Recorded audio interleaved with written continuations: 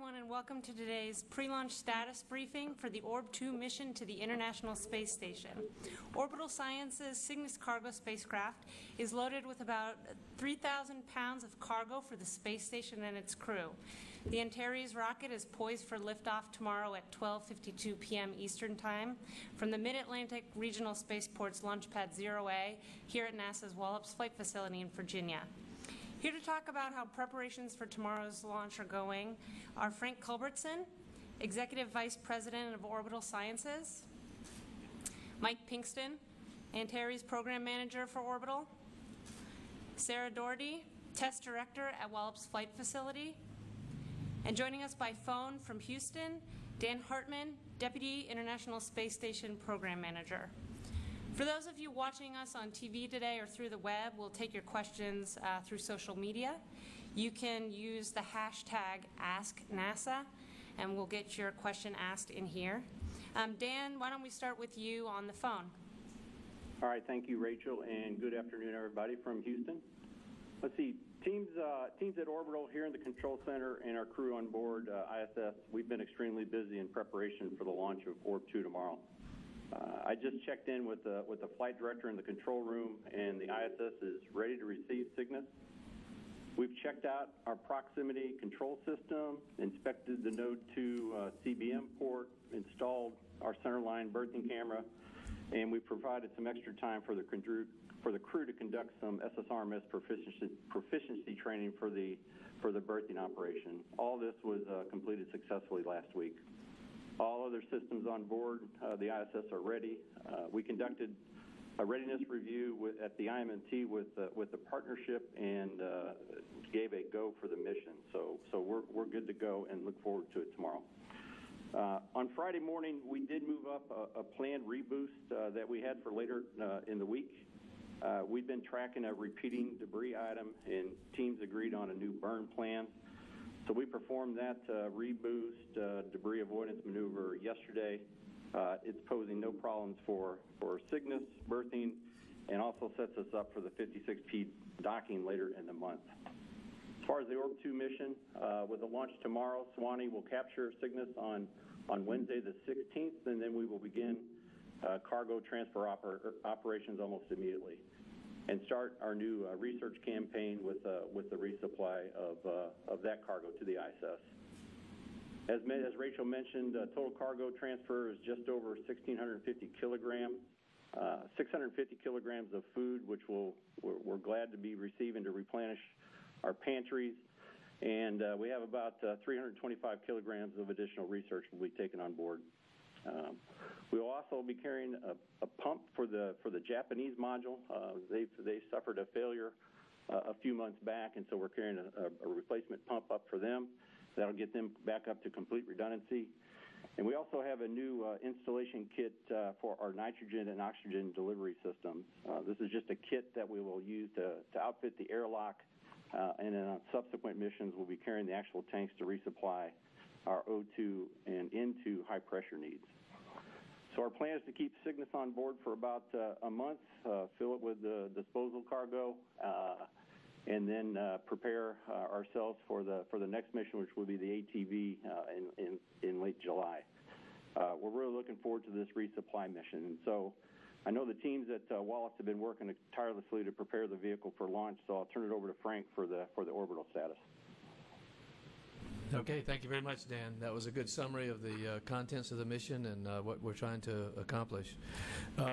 On behalf of David Thompson and the rest of the Orbital team, I want to say we're very proud and pleased to be back here at Wallops again, conducting this operation leading up to the launch of Antares and the rendezvous of Cygnus with the International Space Station to carry over 1,650 kilograms of cargo to the station. We're real proud to be a part of the team that is keeping the station flying and providing the crew with the cargo and the research that they need. The research really is one of the most important aspects of what we are resupplying them with, because that's what the station is there for, is to conduct research. And we like being a part of that. We like knowing what we're carrying, and we like participating in some of the activities that occur afterwards and explaining to students and teachers and other interested people of what we're doing up there and why it's important that we carry this cargo. It's been a little bit of a challenge to get to this point, L-1. There have been a number of issues. We started back in May with an anticipated launch date that was moved because of issues with other launch ranges and launch vehicles, and then we moved into June, and then we had to delay off of the earlier June date to work some technical issues, and here we are getting ready to launch on June 13th. Mike Pinkston will talk a little bit more about the issues we worked through on the launch vehicle itself. On Cygnus, we've conducted all the necessary rehearsals, the integrated training with NASA, trained the crew, and the team is really ready to go and conduct this mission. As Dan said, we will rendezvous early on the morning of the 16th and begin unloading the cargo. We'll remain on orbit for 30 to 45 days after that, depending on the ISS traffic model. They've got quite a problem they're having to deal with in terms of so many vehicles coming. It's a good problem. But we will, in fact, stay up there as long as necessary to fill the cargo module with as much disposable cargo as possible, and then re-enter about 5 days after we finish closing the hatch and leaving the station. We're going to conduct some experiments of our own during those 5 days to continue to improve on the performance of our systems, make sure that we can give NASA the best service possible, both coming and going to and from the station. So we'll stay up for a few extra days.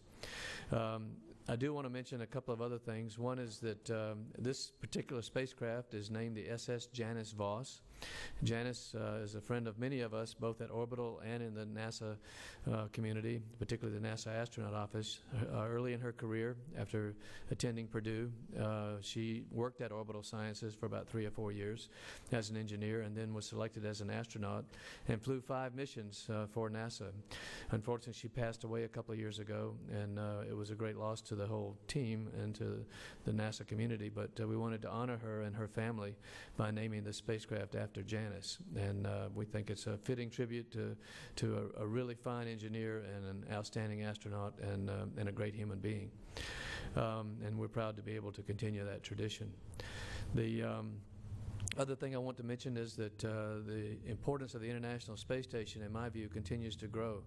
The complication of keeping it supplied, of keeping it flying, and even politically keeping it supported by the various governments around the world continues to be a challenge. But I think that almost everybody involved in it around the world understands the importance of maintaining this foothold on the high ground in space, because it is the next stepping stone to wherever we're going to go next, whether it's the moon, Mars, asteroids, further out into the solar system. We need to continue to do that. If you think about it, when we have people in space, the ones we are supplying up there, it's real important that we use the opportunity of having humans in space to look back on the Earth.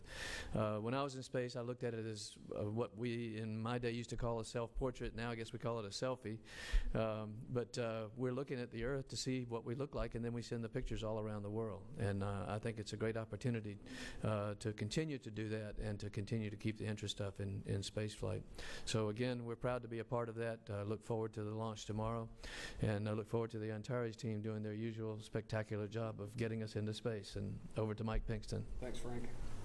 I think we have a short video to show and get that rolling. In the meantime, I'd say we're extremely proud to be here, and I think the launch vehicle is ready to go. I think these are some shots of the getting prepared for the final cargo load into Cygnus. And then here we go with the team working to load that final cargo into the Cygnus in our horizontal integration facility over on the island. Lots of good work going on there to get that stuff configured and properly stowed and ready for flight. Here's some more of that. Looks like some of this critical research payloads going into the Cygnus.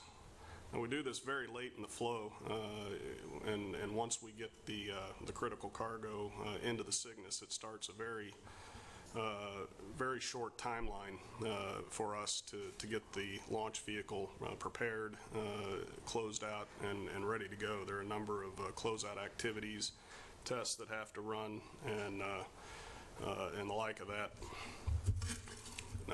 But before we can prep to launch, and we really need we need everything to really go like clockwork in order to hit our timeline to get to launch.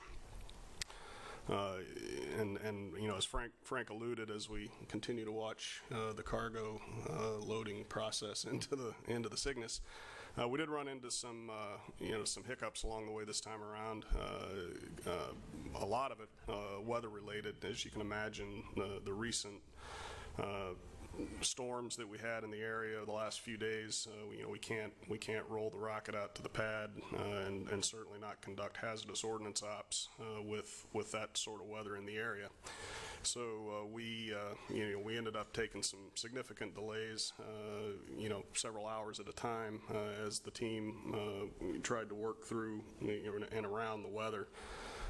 As that threw us off course a couple of times, and looks like the video stopped. Ignore it. Okay. So anyway, we worked through a lot of significant issues with the weather. Ran into a couple of technical issues along the way. I think we finally got to roll out Thursday morning early. Work through the day and worked through a couple of issues the last day or so. And at this point, we've got the vehicle in its final throes of launch preps. Went through the LRR just about a couple hours ago, and at this point we're ready to launch. Very proud to be here, and the team has worked extremely hard. Both Orbital, the Wallops, Mars, and NASA JSC customer to work around some significant hurdles and get us to where we are today, ready to go. We're looking forward to tomorrow. So I think with that, I'll pass it over to Sarah. All right, thank you, Mike. The NASA Wallops launch range is responsible for tracking and ensuring a safe flight of the Antares vehicle, and one of the final milestones in that process is our launch readiness review, which we conducted just a little bit earlier today, where our facility director granted the final authority to proceed with the launch operation. So as far as that goes, we've jumped over that final milestone and we're ready to go tomorrow. I have an image here to show you all to talk about our range support. From a data and communications perspective and range support, we have instrumentation including radars and telemetry and command systems located here at Wallops, as well as a downrange site in Bermuda, where we also provide tracking support for the flight of the vehicle. And all those systems, or instrumentation as we call it, have been configured and verified, ready to support launch. We've gone through numerous procedures over the last couple days to check out those systems and verify that they are ready to go. Another part of ensuring safe flight for launch is to ensure that the launch area and the hazard areas are clear. So we do that by getting approval from external agencies like the FAA and some military operations organizations that control airspace and sea surface space off our coast here. So we have issued all of our notices to airmen, notices to mariners, to get the word out that we are launching and what our hazard areas are for tomorrow. I'll roll into our weather forecast now, which is looking very good for tomorrow. So this is provided by our launch weather officer. And tomorrow we're looking at partly cloudy skies with a slight breeze. Winds are going to be out of the south with about 10 to 15 knots. Temperatures in the mid-80s, and taking all that into consideration, that gives us a 90% probability of great conditions for launch. So tomorrow is going to be a really nice day considering it's summer in July and we're in the mid-Atlantic region. So tomorrow looks really great. And with that, and roll into my next picture here, you should get to see this launch from a pretty far distance, so somewhere from about New Jersey to North Carolina. With the good weather conditions, will provide a really great view of anybody along the eastern seaboard there to check it out. And with that, I'll turn it back over to Rachel. Okay, thanks, Sarah. All right, we'll take some questions from folks here and on the phone as well. As a reminder, for those watching from afar, you can send us your questions via social media using the hashtag AskNASA. And if you wouldn't mind stating your name and affiliation and to whom you're addressing your question, that will really help us out, especially with Dan on the phone. Ken, do you want to start? We have a mic. Thank you. Ken Kramer for Universe Today. My question is for Frank and Mike. Can you talk a little bit about the engine problem that you had with what exactly was the problem in Mississippi with the engine damage? Talk a little bit about the inspections. What was the lessons learned, and what's the way forward, please? Thank you. I can take a stab at that. But, I think as you know, we had a failure in acceptance test of one of our engines, engine 17 was the nomenclature. That obviously sparked a very thorough investigation led by Aerojet Rocketdyne, our engine supplier, but supported fully by Orbital and a lot of help from NASA and some of the various NASA centers and specific expertise that they brought to bear. That was a lengthy process and the primary source of the delay from the early part of June to where we are today as we worked our way through that. One of the outcomes of that process was a desire to go back and conduct some specific inspections of the engines. Really, it'll happen to all engines, but first and foremost to the engines that we had on the Orb-2 vehicle out here at Wallops at the time, to confirm the presence and proper configuration of some critical features within the engine that were in areas of interest relative to the failure and the what the investigation had concluded as far as some of the likely potential causes. That was obviously a favorable result. We saw what we needed to see, and with that and with the fact that these engines have successfully passed the same acceptance process, not only here in the United States, but also twice after original manufacturing in Russia. They've got a lot of test time on them. We've got a lot of confidence that the two engines on Orb-2 are ready to go. I just want to add to that the cooperation between the various organizations in evaluating the problem with engine 17, from Orbital and Aerojet to the NASA personnel at Stennis, Marshall, JSC, and headquarters has been phenomenal, and that helps us get to a favorable result as we deal with problems like this. The same as what we've had this week in dealing with some of the issues we've had to work through. The NASA Mars Orbital team has started working together even more smoothly than before, and I think we're going to see that this becomes a routine situation where we work as one team when we're leading up to the launch, and we achieve success by putting the pieces together with the best professionals available, and everybody chips in and works really hard, and we sure appreciate that. Other questions? Jeff? Jeff Bouse, Space Review. For Sarah, you mentioned getting the notices out to mariners and such. Given that this launch is taking place in the middle of a day on a weekend in the height of tourist season, do you do anything special to make sure that the range, that there's no boats getting into the restricted areas, given also the very short launch window that's available? Sure. Typically, we do a lot of work to ensure those types of things. For this one, we have taken an extra step, like you mentioned, because of just the time of year that it is, and it is a weekend day. So we've made a huge effort to go out and talk to all the recreational boaters, make some visits to the harbors that are here where people would be launching their boats from. We also have, per the Code of Federal Regulations and with the help of the Coast Guard and Virginia Marine Police, an area called a danger zone, which is about a 30 nautical mile sector just off our coast here, where we have fine and arrest authority there to actually clear people out of our hazard area. So we have made those extra strides for this launch, and we're confident that we can have a clear range for the first second of that 5-minute window. Let's go here. Hi, Robert Perlman with Collect Space. For Frank and Dan, it was noted today that that today is the 5,000th day of continuous crewed ops on the space station. And it may be a little obvious, but I wonder how critical deliveries such as Cygnus is providing is to maintaining that record of continuous ops and pushing it forward. I suggest that Dan answers the question of the actual criticality. The way we look at it at Orbital is every flight is critical. We carry a variety of types of cargo on board, which includes food and basic supplies for the crew, and also the research, as I said. They really can't afford to get behind on any of that with 6 people up there, and if we're going to keep 6 people on the station, we need a routine and regular delivery of cargo, and that's what we're trying to establish with this service.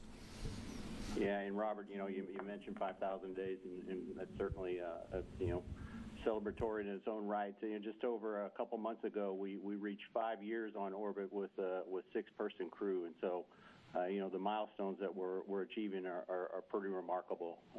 15 years on board as well. So, but as Frank mentions, right, you gotta resupply the crew. You got to keep the research flowing up to them. You got to have a reliable return of some research samples.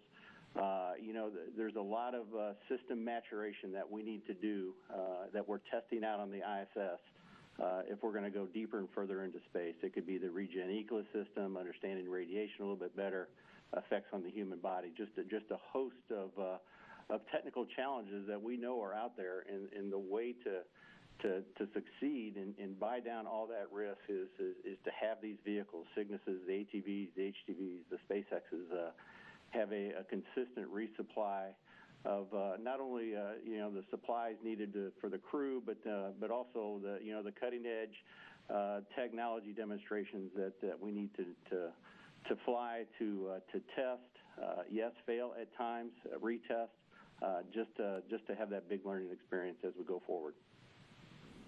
Okay, a couple more here, and then we'll go to the phone. Harvey Leifert, freelance science writer. My question, I think, is for Dan Hartman. I'm concerned about the garbage issue. As I understand it, the return trip, which will end in the Atlantic Ocean, will be carrying a lot of trash from the space station.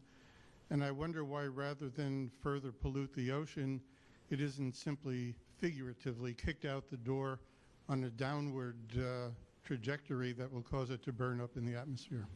Yeah, and I'm sorry I didn't copy the name, but that's exactly what we do. There is, and Frank can explain with the Cygnus vehicle, himself. But the trash, the trajectories we take to come in through the atmosphere, it is a completely burn up of those vehicles, and so. At times, we do have very, very heavy items that we do specific analysis on. That very, very rarely, but and then we build a trajectory of where those specific items should hit Earth.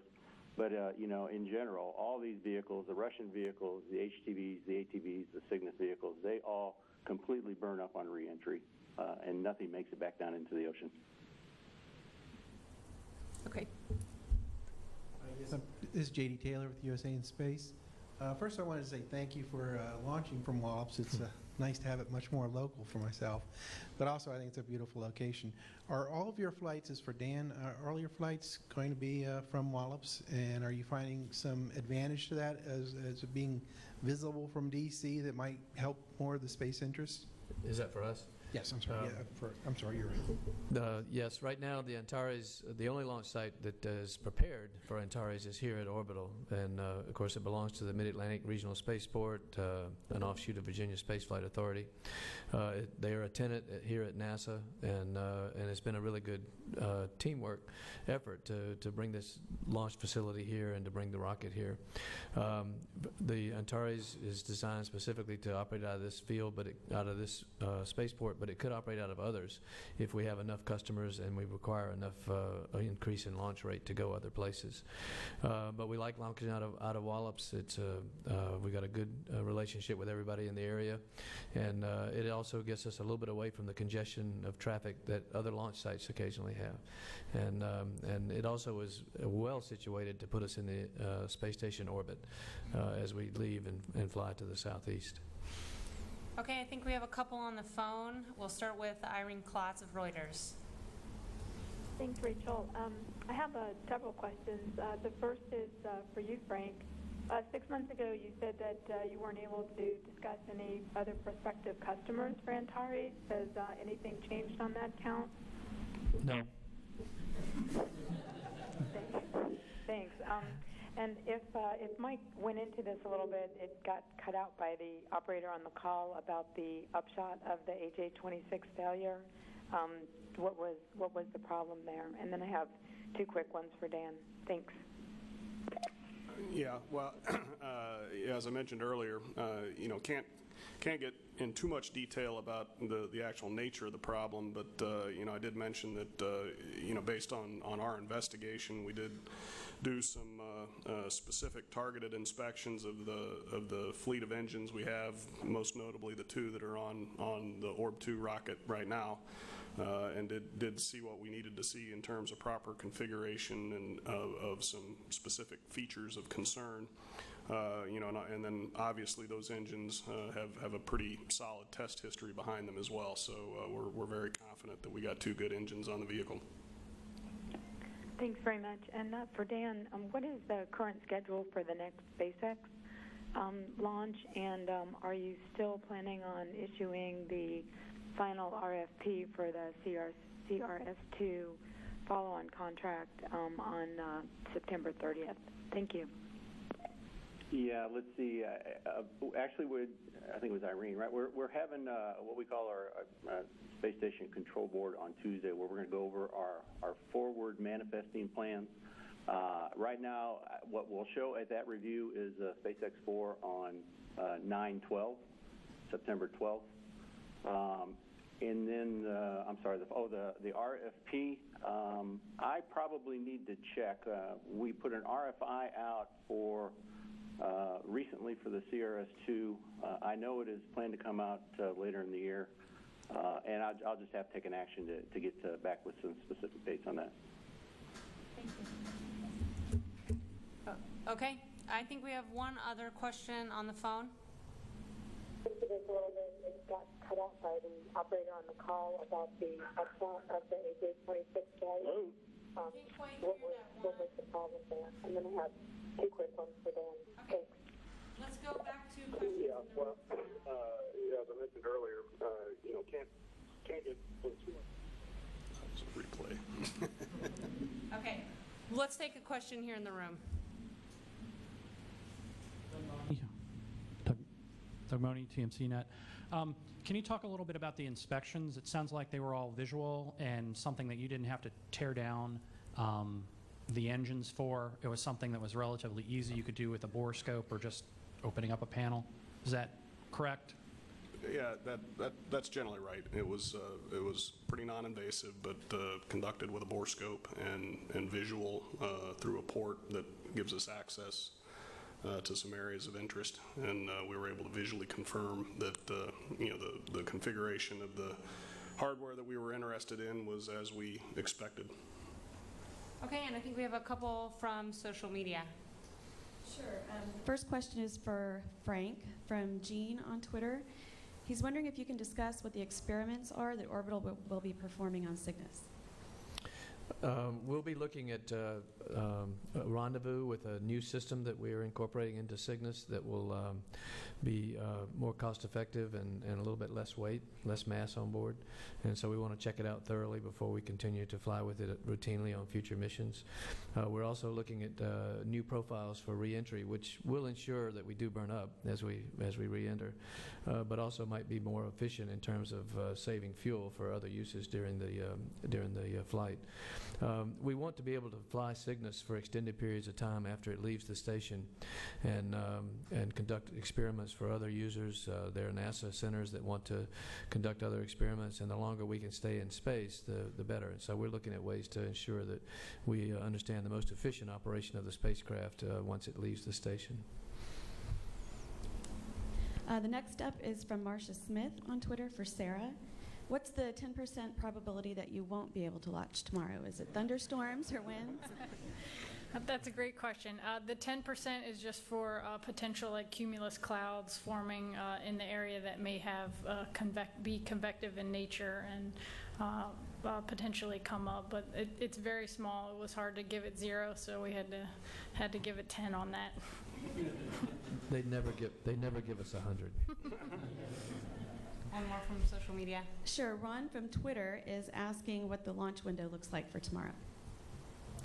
The launch window is 5 minutes long, which is our typical window for operating out of Wallops. And as she said, the weather looks good during that time frame. That gives us a little bit of flexibility to work a few minor problems if we need to during the count.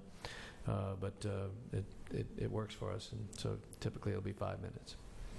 Okay, a few more from the room. Let's go on the end here.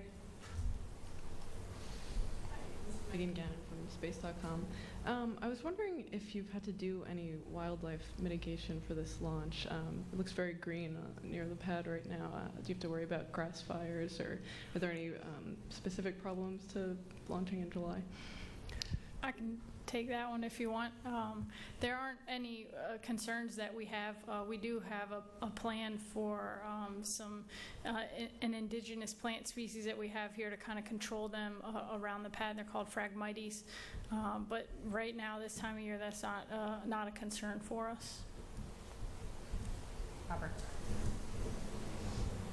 Hi, Robert Perlman with collectspace.com again. For Frank, for today's launch readiness review, I just wonder, I know you came out with a go, but were there any pending issues that needed review? Yesterday during the science briefing, someone noted that there was a cherry picker up against Antares.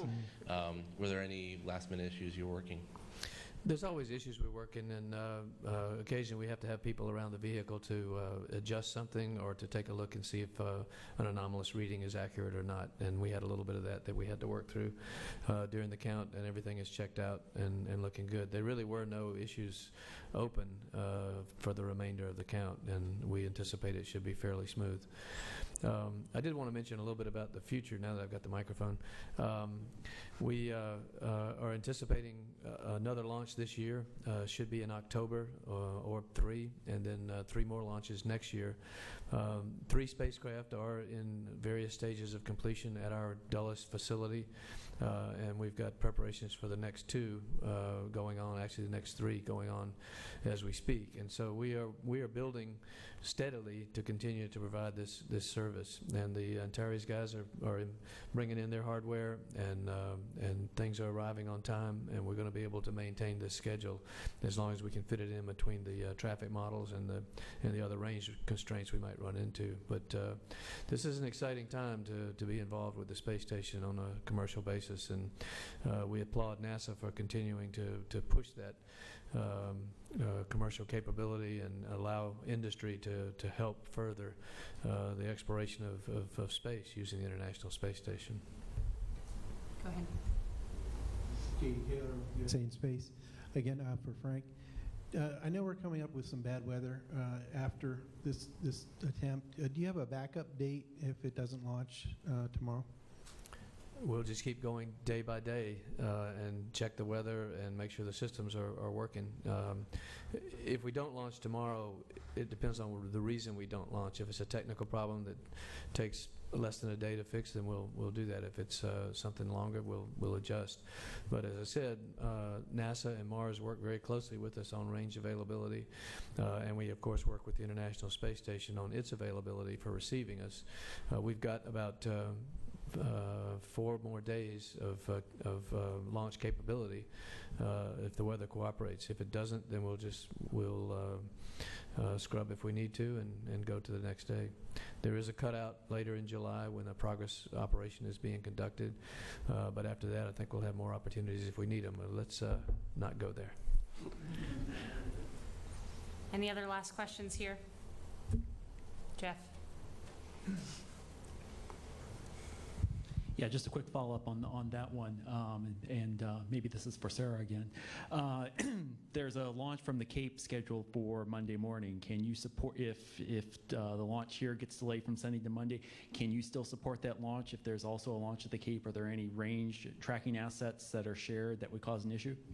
Yeah, we have looked at that. So there are some periods of time during both of the countdowns from the Cape and from here where we will be real-time coordinating just radio frequency deconfliction. That's the main thing, so that we're not operating on a frequency that they are using for command confidence checks and things of that nature. So, but we've already got that all worked out, and we'll be working that real-time if we are, looking at a one-day slip onto a Monday launch.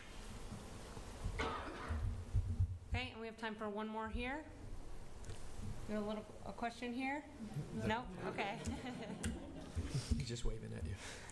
All right, well, I want to thank everyone for joining us today, especially our participants. For those of you who want to tune in to our launch coverage tomorrow, that begins at noon Eastern Time on NASA TV.